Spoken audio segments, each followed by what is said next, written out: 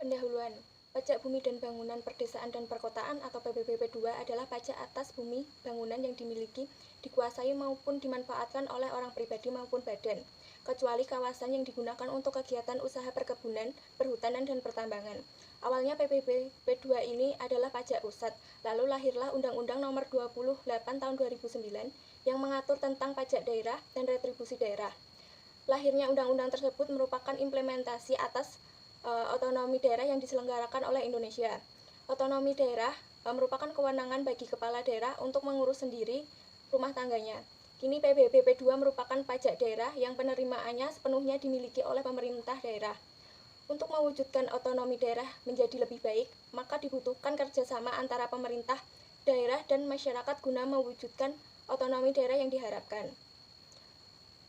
Pemerintah daerah memiliki wewenang untuk menentukan target penerimaan PBBP 2.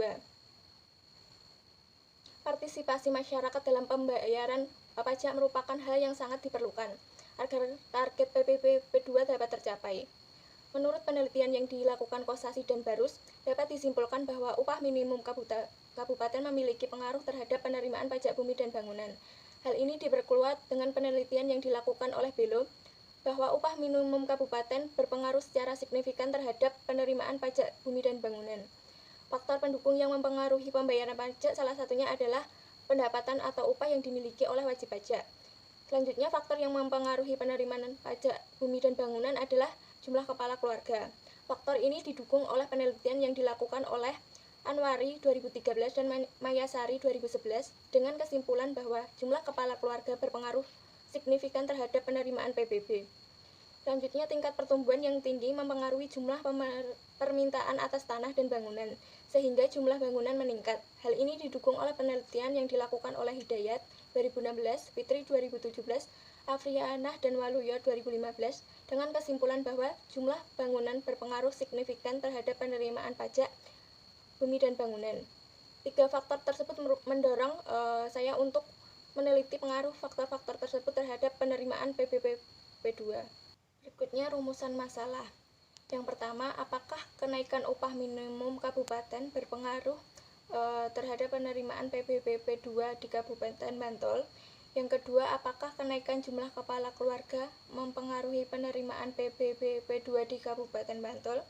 Yang ketiga, apakah kenaikan jumlah bangunan mempengaruhi penerimaan PBBP 2 di Kabupaten Bantul?